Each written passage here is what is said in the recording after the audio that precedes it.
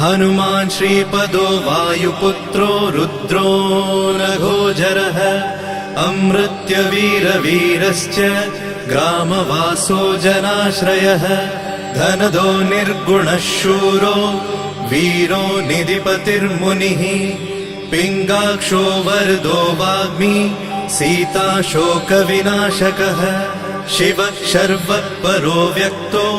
व्यक्ताव्यक्तो धराधरः पिङ्गकेशः पिङ्गरोमा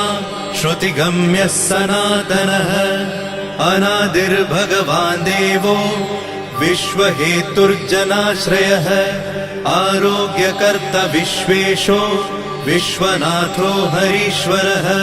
भर्गो रामो रामभक्तः कल्याणप्रकृतिस्थिरः विश्वम्भरो विश्वमूर्तिर्